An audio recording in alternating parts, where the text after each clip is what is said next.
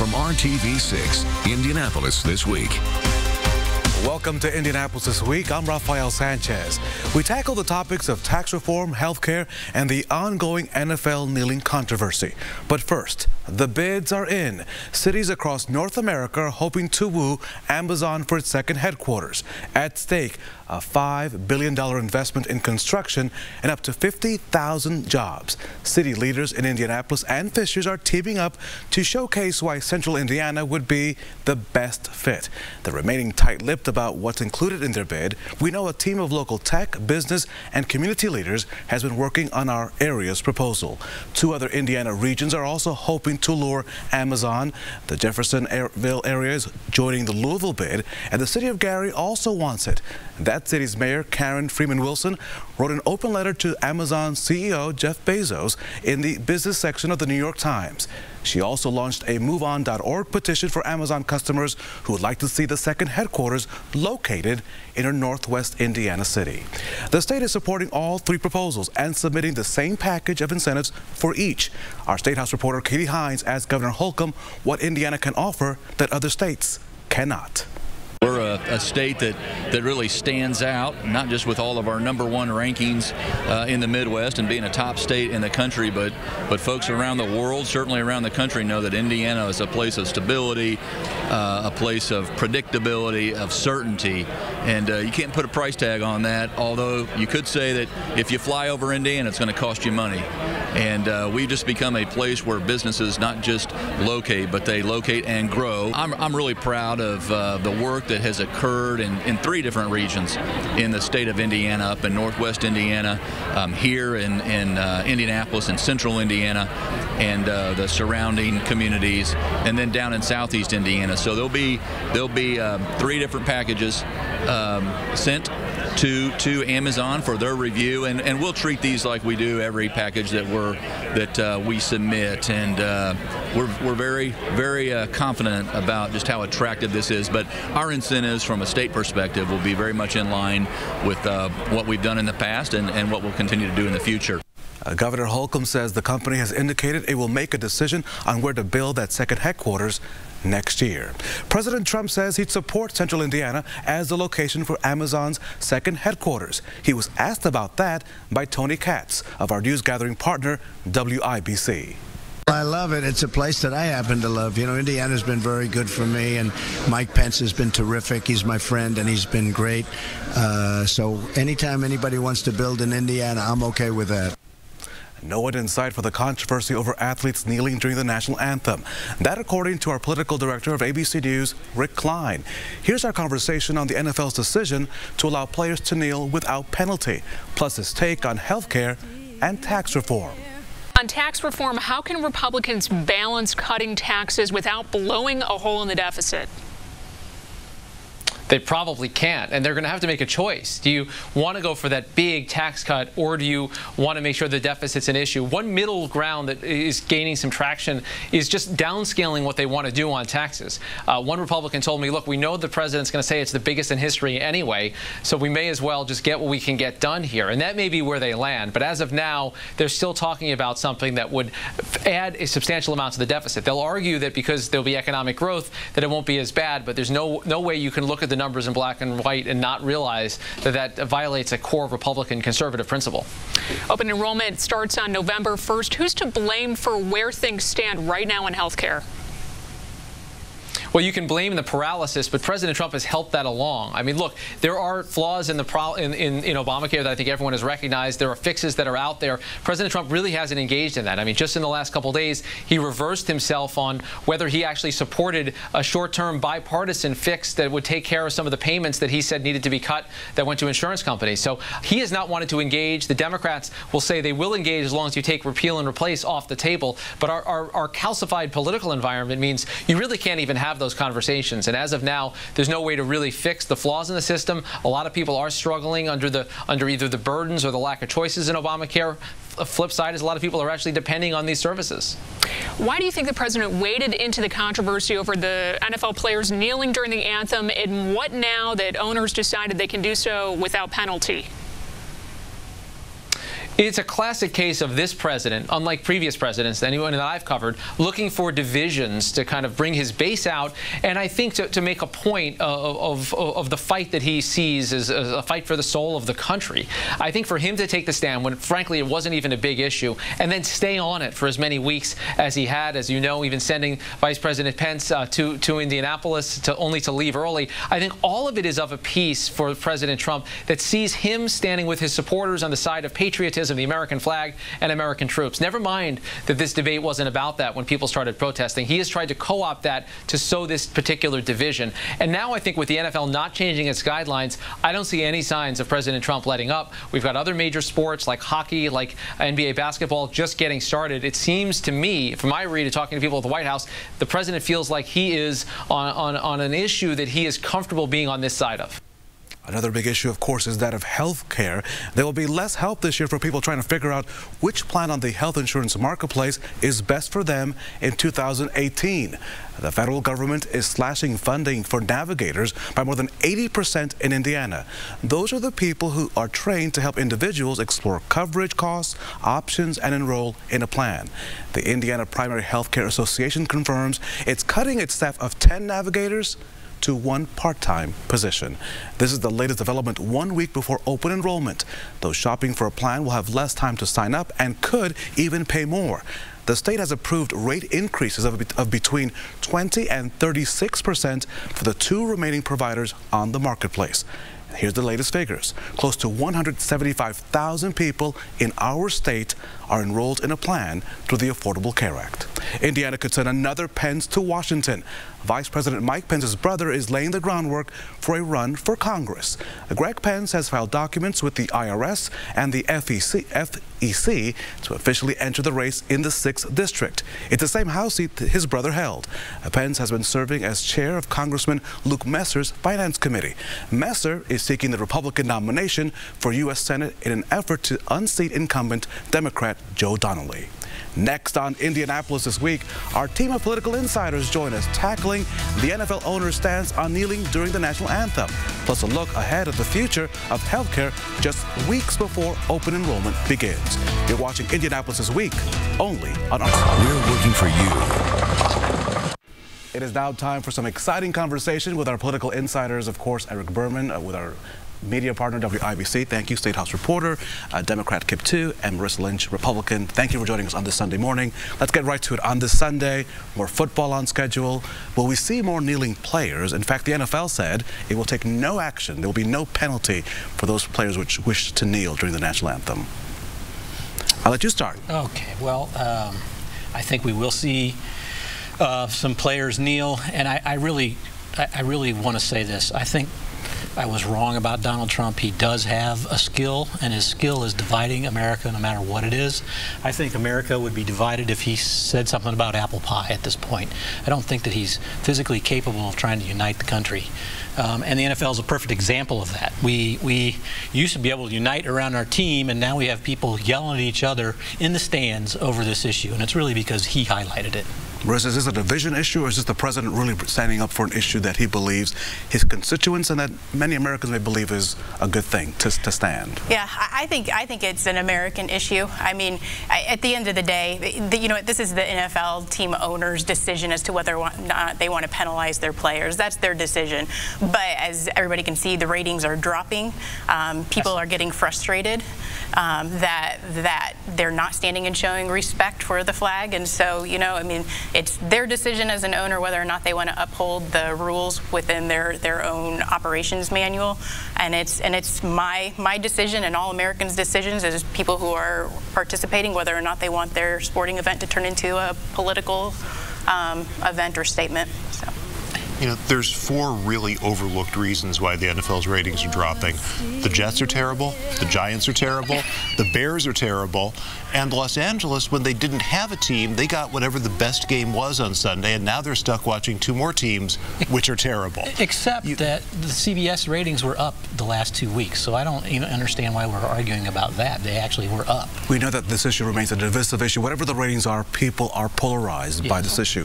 Another big issue, of course, is that of health care. Enrollment will start here very soon, but we've seen cutbacks, obviously, to the navigators, the people that are supposed to help you through what is left of the Affordable Care Act. What will happen? Are we going to see, we have more than 150,000 Hoosiers that in some way are attached, that have their health care plan attached to the Affordable Care Act. What's going to happen to these folks? Nothing immediately, as far as I can tell. But I mean, obviously, there's instability. We've heard for years in various contexts the markets hate instability. They hate uncertainty. And until that uncertainty is resolved one way or the other, we're going to continue asking these questions. In the short term, yeah, they're going to be fine. Marissa, will we see repeal and replace? I mean, we've seen this over and over again. Will we see something eventually? Because as we went on the air, there was still talk about the Lamar and the Murray plan of still trying to fund the insurance plans. That's still in limbo. Will something happen, you think? I sure hope so. I mean, we need something, and I think that it's incumbent upon Congress to get something done. I mean, that they promised that they would, and so I think it's incumbent upon them to. Does Congress have the will to do anything? Well, I think where we are at this moment is the result of 7 years of Republicans lying to the public about they had a repeal and replace plan. They clearly did not have a repeal and replace plan.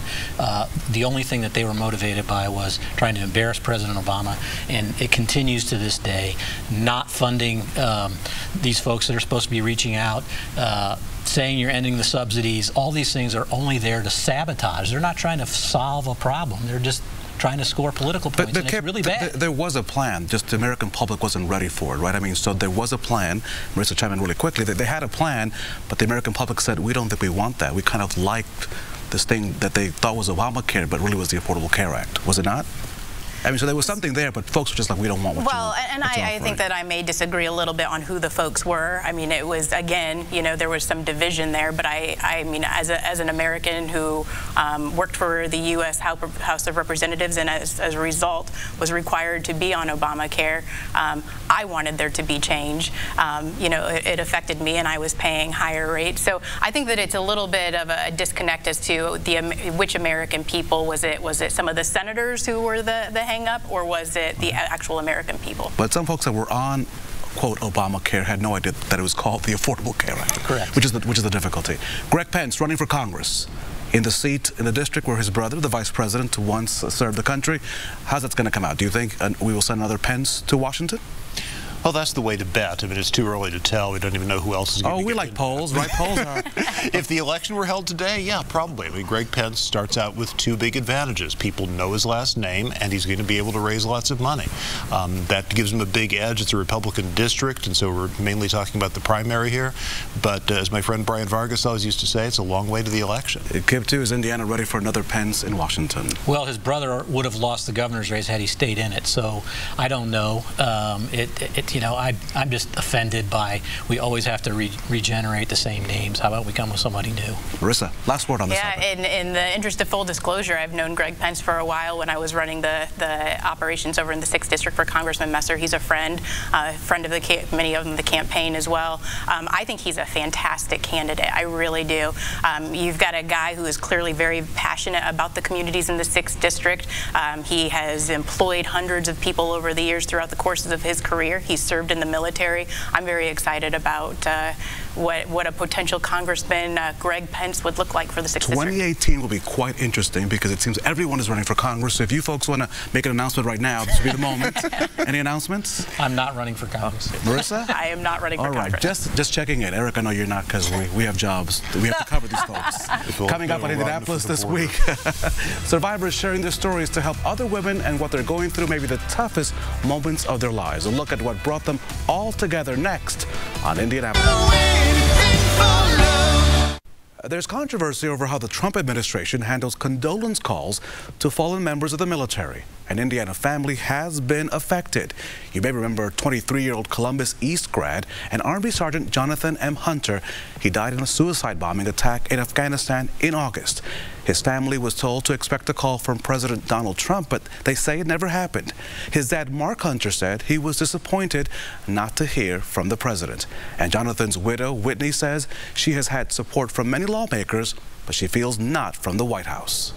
Having all of the support I had was great, but not receiving the phone call, I don't like that I was told that I would receive the phone call, but then I never did. And I don't have anything negative to say about our president, but I do know the difference between right and wrong, and whenever you say you're going to do something, you're supposed to do it. That was the widow, Whitney Hunter. She says she was told to stay by her phone for a couple of days to wait for the president's call, which she says never came.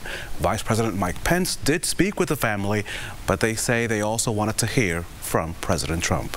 The National Rifle Association is now offering new insurance in case you shoot someone, including in an act of self-defense. The insurance, which is called Carry Guard, ranges from $14 to $50 a month. The more expensive the insurance, the more coverage you get for civil protection and criminal defense. You are not required to do any training or safety classes with this insurance, but the NRA does encourage it. A Bloomington man who needs opioid medication to manage his back pain is worried that the backlash against the drugs will prevent him from getting access to what he needs. 54-year-old Wendell Gibbs is able to work 35 hours a week and do yard work because of his meds. He had back surgery and has an artificial spinal disc. He uses fentanyl patch and the Indocet capsules to manage his pain. Cutting off his medication regimen, he says, would be catastrophic. If I don't have my pain medication, I can't breathe. I will pray that I don't wake up. That's just the end of it, because I can't breathe. I can't function. I would lay in that floor in a fetal position. The Indiana Pharmacists Alliance says a balance must be struck to prevent people from illegally obtaining opioids and patients like Gibbs getting the medication that they need. Here's a story about a group of women who have overcome many odds and are hoping to pay it forward. RTV6's Stephanie Wade explains right now. 3 employees at IU Health North in Carmel not only share the same employer, but they share something else in common. How many years have you been cancer-free? I'll be 10 next month. I'll be 11 in January. And I'm 10. All work in the breast cancer clinic, all breast cancer survivors. Fighting for ourselves and for each other. Charlotte was actually a patient of Dr. Savader's. After her treatment, she transferred from surgical services to the clinic. I was working in surgery here and just came for my mammogram, and Barb diagnosed me. Now working side by side for nearly a decade. We're our own little support group, but we also can provide that support to our patients. They use this bond, this friendship, to inspire and help others through the process. That gives them so much hope when they look at you. When Shar and I look at these patients together and say, we've been there, you know, and they go, really? But their strength is being challenged once again as one of the members of what they call, this is a club nobody wants to join, has cancer for the second time. I was just about to celebrate my 10-year anniversary, and I found a lump just a few weeks ago, and sure enough, it's cancer again. Now they band together. Once you find out, you go through a period of disbelief and anxiety, fear. Huddle around family and friends. One of the key things in accepting it and in kind of getting past that fear is finding other people. They will continue fighting the fight for themselves and for their patients, helping the 1 in 8 women who will be diagnosed with breast cancer during their lifetime. I just have so much hope for what the future holds, and I think we're going to figure out this cancer thing at some point. Stephanie Wade, RTV6. Strong and courageous women doing some great work in our community. The women want to emphasize the importance of keeping up with mammograms beginning at the age of 40 and as well doing self-exams. Right now, join the conversation. Check out Indy This Week on Twitter and be sure to like the RTV6 Facebook page. Coming up next, Lauren Casey joins us with The 6 and what you need to know heading into... Located on State Road 37. Good Sunday to you. We are watching rain moving our way, and even a few thunderstorms out ahead of this. Now, most of the rain should arrive sometime after sunset, but we do expect it in our forecast tonight and into your early Monday morning. It looks like Monday we could have a wet commute with rain likely off and on throughout the day, even into the evening as well, before we finally move that out. And then another batch of rain looks to arrive sometime on your Tuesday. So a wet few days ahead. Our forecast calls for temperatures to cool down after that, but very warm for your Sunday transition day as we head into Monday, but the cooler air will arrive over the course of Tuesday and Wednesday, kind of settle in, getting our temperatures a little bit below the average. As far as our forecast is concerned with rain chances, yeah, they're going to be there for your Sunday and late Sunday and really into Monday. Spotty showers possible for Tuesday and into Wednesday. A dry day for your Thursday as we try to warm the temperatures back up, but rain and yes, even cooler air moves back in as we end the week and head into next weekend. Welcome back to Indianapolis This Week. I'm Lauren Casey. It's time for a spooky edition of 6 Things. So let's take a look at some of the frightening and fun activities for you and the entire family. Starting with a candy exchange for a good cause. Starting on Saturday, kids can visit Cool Smiles dental offices and exchange their candy to benefit troops. That candy travels to our brave men and women overseas as a reminder of the holiday fun back here at home. Well, lace up your sneakers, get ready to be spooked. The Zombie Fun Run takes over Speedway on Friday. A Crawloween bar crawl will start up after that at 8 p.m. with participating restaurants. And it's time for the Carnival at Market District on Saturday from noon until 4. Kids can dress up and go trick-or-treating at the grocery store. There's a number of activities like face painting and a cupcake walk. We'll prepare for elegance, beauty, even some blood. The classic tale of Dracula on display through ballet is taking over the Basile Theater this weekend in downtown Indy. The Ballet Theater of Indiana is putting on this performance just in time for Halloween. Here's a video from their rehearsal earlier this month. We'll trick-or-treat in a safer way by visiting Trick Your Trunk in downtown Franklin. This event takes place on Main Street on Saturday from 5:30 to 7. Kids can trick-or-treat car to car and then stop by the historic Artcraft Theater for a showing of the Addams Family. Plus, celebrate the Mexican holiday Dia de los Muertos with a Day of the Dead festival at White River State Park. The tradition celebrates the souls of people who have died and their lives after death. The festival features live performances and a number of family-friendly activities. This all kicks off on Saturday at 11 a.m. That's what's on tap this week in Indy. Back to you. Lauren, thank you. We'll see you tomorrow morning on Good Morning Indiana. For the entire team, have a great Sunday. We'll see you next week on Indianapolis This Week.